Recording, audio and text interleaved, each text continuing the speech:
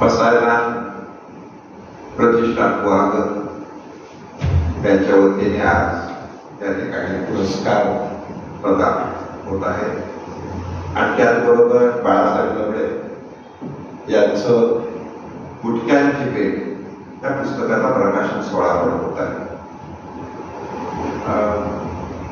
मला असं वाटतं की हळूहळू भारतातच नव्हे महाराष्ट्रातच नव्हे जगामध्ये साहित्यिक कार्यक्रमाला होत असणारी गर्दी ही कमी कमी कमी कमी होत आहे आणि कमी कमी होत असताना सुद्धा अतिशय जागरूकपणे संपूर्ण जगामध्ये साहित्यावर निष्ठा असणारी मंडळी वेगवेगळे कार्यक्रम घेत आहेत.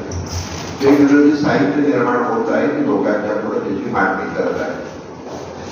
मी कालच लोकसत्तामध्ये वाचत होतो की ब्रिटनमध्ये 250 पानाचं पुस्तक आहे, असं सुद्धा ते 250 पानाचं पुस्तक होत असताना मात्र AI असेल, तुमचं मोबाईलचं माध्यम असेल, या माध्यमामुळं लोकांचं वाचनाचं प्रमाण प्रचंड कमी झालं. जेवढं पाहिजे तेवढं वाचायचं. तरी सुद्धा गार्डियनमध्ये 100 कादंबऱ्यांचं मांडणी करण्यात आली आहे आणि सगळीकडेच हे साहित्य जे आहे हे कशा पद्धतीतून लोकांच्या पर्यंत जाईल, पोहोचेल, सगळे प्रयत्न करत आहे. मी बघितलं की हळूहळू दिवसेंदिवस लोकांच्या येण्याचं प्रमाण अतिशय कमी होत आहे. मी जवळपास सकाळपासून 50 फोन लावतो तरी सुद्धा त्याची 4-5 माणसं मला सापडली. कोणी पुण्यात आहे, कोणी कुठं आहे, कोणी कुठं आहे, कोण सांगतंय माझी पत्नीला बरं नाही. परंतु हे जे आहे हे सातत्याने आपण चालू ठेवलं पाहिजे.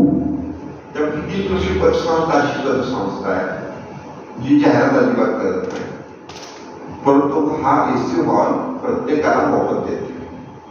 एवढंच नव्हे तर त्यासाठी येणारा खर्च जास्तीत जास्त जेवढा झेपेल तेवढी ही पतसंस्था करत असते. या ठिकाणी काय होत नाही, त्या ठिकाणी चित्र प्रदर्शन करणार, या ठिकाणी कराओकेचे कार्यक्रम होतात, या ठिकाणी पुस्तक प्रदर्शन होतात, पुस्तकावर चर्चा होती आणि सर्व कार्यक्रमाला हा हॉल दिला जातो.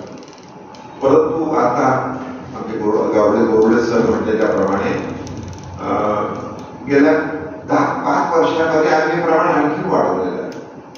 परंतु हा हॉल उत्तुंगून वाहतो. कधी वाहतो?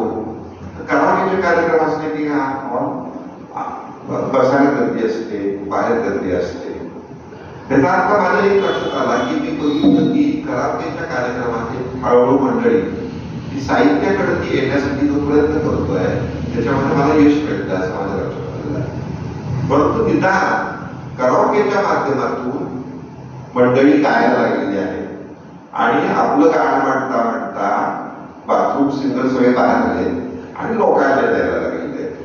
आणि सगळ्यात महत्वाचं कराओकेच्या कार्यक्रमाने काय केलं असेल सर, तर सर्व धर्म समभावाचं जे आपला ढाचा आहे भारतीय, तो ढाचा कराओकेच्या ठिकाणी मला बघायला मिळतो. सगळ्या धर्माचे लोक येतात आणि अतिशय गर्दी असते.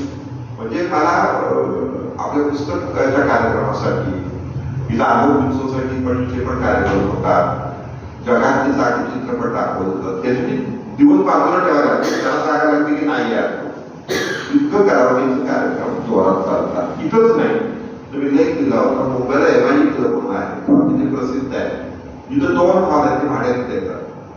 तिथं सुद्धा करावं शुक्रवारी कार्यक्रमासाठी मोफत हॉल द्यायला सुरुवात झाली त्यांच्या लोकांचे सभासदांसाठी. याचा अर्थ जसा आपण म्हणतो वारकरी समाजाने मराठीकडे जपलं, तसाच मला वाटतं की कराओकेच्या कार्यक्रमाच्या माध्यमातून सुद्धा मराठीकडे जपण्याचे दिवस आलेले आहे आणि तो सुद्धा एक नवीन सोर्स आपल्याला मिळाला असं मला वाटतं. मला आनंद वाटला, असं वाटतं की रात्री सुत्रेचा मला फोन आला. सुत्रेच्या फार्म हाऊसवर सासरे सर आणि लवडे सर तिथं मुक्कामाला सर पण होते आणि मला लवडेचं त्यांनी गाणं तिथं ऐकवलं थोडक्यात आणि मला आनंद वाटला की कुठलं पहिलं गाणं ते म्हणते कुठलं कवाली म्हणते ती कवाली अगदी सुंदर म्हणते म्हणलं अरे वा. त्याच्यामुळे आता मला असं वाटायला लागलं की साहित्यिकांच्या मध्ये कराओके सुद्धा एकांत आपण विकसित केलं तर आपल्या कार्यक्रमाचा गर्दीची प्रमाण नक्की वाढेल. गाडी उडायची आणि कार्यक्रम करा आणि मी यशस्वी करून तुम्हाला सर दाखवणार, नक्की दाखवणार. मला खात्री आहे की माझ्या लक्षात आलेले कारण केलं पाहिजे, हे केलं पाहिजे. कारण साहित्य हे शेवटी आपल्याला सगळ्यांना पुढे देण्यासाठी जाण्यासाठी अतिशय महत्वाचं साधन आहे. भारत शासनाची मित्र नाटक पदामध्ये आले होते एका कार्यक्रमाला आणि ते इतकी खुश झाले, दिवसभर होते सकाळपासून. माझ्या घरी सकाळी पहिल्यांदा आलेल्या किंवा पाकिस्तान खायला दिली, दुपारी मटणाचं जेवण होतं, इथं कार्यक्रम झाला सेकारांचा आणि ते इतके खुश झाले की ही पण या पतसंस्थेला एक पतसंस्था आहे म्हणजे मी मला माहिती. परंतु त्यावेळेला तरी ते कायम येणार होते आणि आजारी पडले, ते आजारी पडतच गेले. पण मला आनंद असा वाटला की त्यांच्या मनामध्ये फार इच्छा होती की मला भारत शासनाला संमेलनाध्यक्ष बघायचं, जसं आपल्या सगळ्यांना बघायचं होतं. तसं मला अजून आठवतं मिलिंद जोशींच्या मला वाटतं मुलीच्या लग्नामध्ये सांगलीमध्ये सगळ्यात जास्त चर्चा चालू की भारत शासनाला यावर्षी संमेलनाचे अध्यक्ष होणार. म्हणजे ह्या साहित्याच्या दृष्टिकोनातून जी मैत्री मिळते ती पण आपल्याला फार महत्वाची असते आणि हे सुद्धा काम आपल्याला वेगवेगळ्या माध्यमातून होत असतं. मला आनंद वाटतो की आपण म्हणतो की पण काहीतरी जिवंत असतं. जसं मी आता मुंबईला मुलीकडे गेलो होतो, तिथे समोरच साहित्य सभास आहे इमारत आणि मला यती फडके यांच्या मुलाला भेटायची संधी मिळाली, मला त्या अनुभव फडके. तर मी त्याला प्रश्न असा केला की यती फडकेची जी ग्रंथसंपदा निर्माण केली त्याची तुमच्याकडे किती आहे उपलब्ध आहे. आणि मला आनंद असा वाटला की ते म्हटले की एकच पुस्तक माझ्याकडे फक्त नाही. पहिलं त्यांनी कॉलेज जीवनामध्ये काहीतरी लिहिलेलं पुस्तक आहे, बाकी सगळे पुस्तक माझ्याकडे आहे. आणि माझ्या अंगावर काटा एवढ्यासाठी आला की मी पुण्यामध्ये सध्या सुवादुशींच्या बसतो उत्कर्ष प्रकाशनमध्ये आणि मी बघतो की एवढ्या लेखकांची, एवढ्या कवयिंची किंवा वाचक असणाऱ्या मंडळींची पुस्तकं दिली. त्या लोकांना पुस्तकं टाकायला काही वाटत नाही पुढच्या पिढीला की आपल्या आजोबांच्या पुन्हा केलेलं पुस्तक आहे, आपल्या वडिलांचं पुन्हा केलेलं पुस्तक आहे, आपल्या आईचं पुन्हा केलेलं पुस्तक आहे. ती गेली किती सुविधेमध्ये दिलेली पुस्तक आहे, ती बरीच पुस्तकं सर घेतलेली आहे. माझ्याकडे फकीराची पहिली आवृत्ती मला मिळाली, काही माझ्यात नाही पण मला मिळाली होती, मी ती घेऊन आलो. मी एवढ्याच सांगितलं की एका बाजूला मराठीवर अतिशय वाईट प्रसंग येतात असं आपण म्हणत असताना आपली जबाबदारी आहे की मराठी ही लोकांच्या कशी होते. माझ्या नशिबात मी जेव्हा शाळा चालू केल्या मराठी माध्यमाच्या केल्या, कारण माझ्या आईमुळे मी शिकलो. माझ्या आईला असं वाटायचं मी 4थी शिकेल का नाही, मी 7वी शिकेल का नाही, मी 11वी शिकेल का नाही, मी ग्रॅज्युएट होईल का नाही. आणि मी सीएचा इंटरव्ह्यू केला, मी नगरसेवक झालो, माझं बदल नसतं. परंतु तेव्हापासून माझ्या लक्षात आलं की शिक्षणाचं महत्व आहे. तर मी मराठी शाळा चालू केलेल्या तसं मला आनंदाने सांगावं वाटतं सासरे सर. मुंबईमध्ये आपण परप्रांतीयांच्या नावानं ओरडतो, पण मुंबई कॉर्पोरेशनने परप्रांतीयांच्या प्रत्येक भाषेच्या शाळा कन्वर्ट केल्या. काय केल्या? कन्वर्ट केल्या. ते उदाहरणार्थ पुढील जरा 500 मुंबई महानगरपालिकेमध्ये शाळा आहे. तर या 500 मधल्या भोजपुरी शाळा डेव्हलप झाली, उर्दू शाळा डेव्हलप झाली, त्याच्यानंतर पंजाबी शाळा डेव्हलप झाली, बरोबर आहे. त्यामुळे मुंबईमध्ये जे परप्रांतीय आहे त्यांनी त्याच्या शाळेमध्ये मुलं घातली, ज्याची परिस्थिती नाही. आणि जी परिस्थिती आहे ती इंटरनॅशनल स्कूल, इंग्रजी माध्यम असं केलं. मला आनंदाने सांगायचं असं वाटतं की माझ्या सातारा शाळामध्ये परप्रांतीयांची मुलं जी आहे ती मराठी अक्षरे बोलतात, मराठीत कविता करतात, मधुरांची सगळी मुलं जी आहेत ती आणि मराठीमध्ये अतिशय पुढे गेलेली आहे. आणि त्याच्या आयुष्याचं काय झालं म्हणजे काय गरिबी वर्गाने असं पण म्हणतो तसं त्यांचं झालं. सातारमध्ये जे परप्रांतीय आहेत ज्यांची परिस्थिती अतिशय चांगली आहे त्यांची मुलं कुठे गेली? इंग्रजी माध्यमाकडे. पण ही मधुरांची मुलं जे काही आज आपण म्हणतो ना जानात का शिकण्याची बहीण ती परिस्थिती आपली सुद्धा आहे. आणि ही मुलं आमच्या शाळेमध्ये शिकतात आणि ती पुढे जातात. याचा अर्थ असा होतो की एका बाजूने मराठी माध्यमाची शाळा जे बंद होत चाललेले आहे हे मोठं एक पाप आहे मराठीसाठी थोडक्यात. परंतु त्याच्यात शिक्षकांचाही मोठा दोष आहे, तो इथं बोलणार नाही. परंतु तिथं तिथं मात्र मराठी शाळा अतिशय चांगल्या चाललेल्या आहेत. म्हणून मी 18 तारखेला सर केतकरांच्यावर पुष्कर केतकरांच्या पहिलं साहित्य संमेलन घेतलं आणि कुठं घेतलंय? नागेवाडी शाळेत. आणि केतकरांच्या ती 35 माणसं बस करून येणार आहेत. पण इथं का नाही घेतलं? तर माझ्या लक्षात आलं की मला कमिटेड जॉब पण पाहिजे आणि केतकरांचं रुजवायचं कुठं 10वीच्या मुलांच्या मला रुजवायचं त्याच्याने 1 तास ठेवला त्याने केतकरांच्या बोलावं. तेव्हा हळूहळू आपल्याला याच्या पुढच्या कालावधीमध्ये कार्यक्रमाचं सुद्धा नियोजन करावं लागणार आहे. जसं आज जर गुरुवार असता तर मला खात्री होती की इथल्या पुढच्या या पूर्ण भरल्या असतात. मी नागेवाडी 10वीतली मुलं बोलवली असेल तिने आनंद येत असतात. आज भारत सरकारचे फोटो घेऊन त्यांनी आयुष्यामध्ये कुठेतरी ते मिळवले असते. तर तुम्हाला आता हळूहळू ढाचे बदलता आले पाहिजे. ते ढाचे आम्ही बदलतो आहोत. म्हणजे आमच्या शाळांमध्ये परदेशी सिनेमे दाखवतो. म्हणजे आता एक सिनेमा मी बघितला त्याचं ते उदाहरण देतोय, डाल बोलणार नाही थांबतो.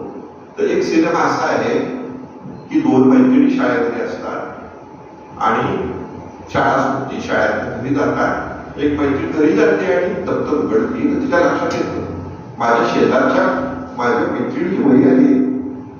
ती म्हणजे ग्रहपाठ कसं करणार ही मुलगी? आता ती मुलगी संध्याकाळी तिचं घर बघण्यासाठी बाहेर पडते. ती 4 तास घर बघते. तिला बसा आणि कंटाळून ती घरी येते. दुसरी शाळा भरती. शाळा भरती आणि शिक्षक ग्रहपाठाच्या वह्या बघायला सुरुवात करतात. तिच्या वही येतात. 2 मैत्रिणी बसलेल्या असतात. तेवढ्या ती वही तिची वही हळूच त्या मैत्रिणीकडे सरतो आणि तिने ग्रहपाठ तिच्या वहीचा ग्रहपाठ स्वतःचा केलेलाच असतो. तर त्या मैत्रिणीचा पण ग्रहपाठच्या वही काय तुम्हाला देतात चित्रपट सुद्धा काय वेगवेगळे. आता एकच बोलतो की अशी 100 चित्रपटात माहिती देऊ शकते. तुम्हाला आता हळूहळू वेगवेगळ्या माध्यमातून जात असताना मराठीकडे विशेष आपण लक्ष दिलं पाहिजे. कारण हळूहळू सगळ्यांच्या लक्षात येत चालेल, ज्यांना कळतंय त्यांच्या की आपल्या मुलाला जर आपली मातृभाषा आली तर ही मातृभाषाच त्याला पुढे विचार करायला प्रवृत्त करणार. आणि त्याचं ज्वलंत उदाहरण सध्या स्वीडनचं आहे. स्वीडननी बालवाडीपासून त्या आपल्याला सुरुवात केली. 15 वर्षानंतर त्यांच्या लक्षात आलं पिढी बिघडत चालली आहे. त्याने आता 100 कोटी रुपये खास त्या मुलांसाठी खर्च केले आणि पुन्हा पुस्तक आली, पुन्हा पाट्या आल्या, पुन्हा पेन आले, पुन्हा पेन्सिल आल्या आणि त्यांनी पुन्हा तो धाचा चालू केलेला आहे. त्यामुळे आपल्याला लक्षात येईल की आपण काय घ्यायचं आहे आणि ते आपण घेण्याचा प्रयत्न करूया. लबडे हे अतिशय माझे जवळचे मित्र आहेत. त्यांच्या साहित्याबद्दल मला अतिशय जे निर्माण करतात त्याबद्दल प्रेम आहे. त्याहीपेक्षा कोपडे साहेब मला आवडलेली गोष्ट अशी की भारत शासने हे असे व्यक्तिमत्व आहे की जे साहित्याचे सगळे प्रकार त्यांनी काढलेले आहेत. म्हणजे जे साहित्य संमेलनाचे अध्यक्ष काय झाले मला नंतर मला विशेष कळत नव्हतं असं म्हणून माझं सेकंड प्रेफरन्स मत करायला पाहिजे लोक आहे. पहिला प्रेफरन्स पण मी जेव्हा विचार करतो तेव्हा माझ्या विचारात असं लक्षात येतं की शासनाने कुठला प्रकार हाताळला नाही. असं नाटक प्रकार हाताळला, कॉलेज जीवनात हाताळला, नाटकामध्ये क्रांती केली, लघुकथा हाताळलं, कथा हाताळल्या, कादंबरी हाताळल्या, कुठलाही प्रकार अनुवाद हाताळलं, काय हाताळलं असं नाही. म्हणून ते जेव्हा सभाध्यक्ष झाले तेव्हा आम्ही एक प्रयत्न केला असं पुण्यामध्ये की त्यांच्या सगळ्या साहित्यावर दिवसभर चर्चेत पुस्तक आम्ही केलेलं आहे. खरं ते प्रायोगिक स्वरूपात आहे, त्यात बरोबर पडेल. परंतु समग्र जर शासनाने थोडक्यात वाचत असेल तर ते पुस्तक आपल्याला उपयोगी पडतं आणि त्याची मांडणी अतिशय सकस आहे. म्हणजे काल आम्ही ही संधी घेतली आणि यशवंतराव मोहिते सुनबाई सविता मोहितेंनी शाळा पुस्तक दिले. फार सुंदर पुस्तक आहे. त्याच्या सर बोलले, काय सुंदर बोलले. तेवढे देवानंद पुस्तक वाचले आणि कुठून बोलले. परंतु बेनेगलांवरचं पुस्तक त्यांनी लिहिलेलं अभ्यास मला आवडलं. ते वेगवेगळ्या भाषेत केलं. त्याच्यामुळं भारत शासनाच्या नावाने पुरस्कार बसायला प्रतिष्ठान देत आहे. त्याबद्दल त्यांनी सगळ्यांनी साहित्याचं मूल्य आपण लोकांच्या पुढे मांडत असताना कोणत्या साहित्यिक महत्वाचं आहे, कोणता साहित्यिक आपल्याला चांगलं काही देऊ शकतो त्याचं सगळं मोजमाप आपल्याकडे असलं पाहिजे. आणि भारत शासनाच्या हस्ते आज पुरस्कार तुम्हाला मिळणार आहे हे अतिशय आनंदाची गोष्ट आहे. अतिशय नम्र व्यक्तिमत्व सर्व धर्म समभावाला भावूक घेतलेलं व्यक्तिमत्व, आपली परखड मत लोकांच्या समोर मांडणारं व्यक्तिमत्व या ठिकाणी आहे. दुसरे आपले प्रमुख कोपर्डे हे माझे लहानपणापासूनचे गुरुस्थानी आहेत. त्यांनी सुद्धा कविता असेल, त्यांचं नाटकात काम करण्यापासून सगळं केलेलं आहे. परंतु सातारची एक सांस्कृतिक चळवळ ती कुणी विकसित केली असं जेव्हा आपण म्हणू, तेव्हा कोपर्डेचं नाव आपल्याला विसरता येणार. आता माझ्या लक्षात आहे की नुसतं सातारपुरतच नाही, महाराष्ट्रामध्ये इतक्या ठिकाणी जातो तेव्हा प्रमुख कोपर्डेचं नाव ज्या ज्या ठिकाणी घेतलं जातं तेव्हा माझ्या लक्षात येतं आजच्या मी किती लहान आहे, मला त्याचे महत्व नाही कळलं. जसं आगो फिल्म सोसायटीचे सर या ठिकाणी आम्ही कार्य करतो, ते उदत्त दाभोळकर देऊन बसायचे. तेव्हा त्यांची पाहुणी बसायची, ज्यांनी ऍग्रिकल्चर मध्ये पिक्चर बघायचं. मला काय नाही तेव्हा की 15 वर्षापूर्वी गोष्ट मला माझ्या करतो, मी गप्पा मारायचो. पण त्यांना त्याशी काय गप्पा मारायची जे मला आज ज्ञान आहे तेव्हा. त्यामुळे आपल्या आयुष्यात अशी माणसं येत असतात, ती माणसं घट्ट पकडली पाहिजे, त्या माणसाचे विचार घट्ट पकडले पाहिजे आणि त्या विचारातून पुढे गेलं पाहिजे. जसं दाभोळकर कुटुंबियांवर ते पुस्तक आहे, काय त्याच्या आईने 10 मुलं आणि 2 मुलांना शिकवलेलं आहे. तर हे सगळं आपल्याला म्हणजे देवदत्त दाभोळकर त्यावेळेला मुंबई प्रांतात 1 नंबरला आले 11वी परीक्षेला. आणि दत्तप्रसाद दाभोळकर आणि यांचं तुमच्या नरेंद्र दाभोळकरांची दोघांची म्हणून जी बेरीज आहे 11वी पर्सेंट देवदत्त दाभोळकरांच्या बरोबर, तरी घरात कोणी काय बोलत. त्याचा अर्थ नुसत्या तुमच्या टक्केवारीला काही महत्व नाही आहे. तुम्ही टक्केवारीपेक्षा सुद्धा मनुष्य विकसित करण्यासाठी प्रयत्न केला पाहिजे. म्हणून बाळासाहेब लबडे असतील, त्यांचे सगळा मित्र परिवार असेल, त्याचबरोबर या ठिकाणी महादेव रोकडे असतील, ही सगळी मंडळी जो प्रयत्न करत आहे त्या प्रयत्नामध्ये जिथं जिथं माझी मदत लागेल, आपल्या संस्थांची मदत लागेल, तिथे तिथं मदत करतो. एवढंच मी सांगतो.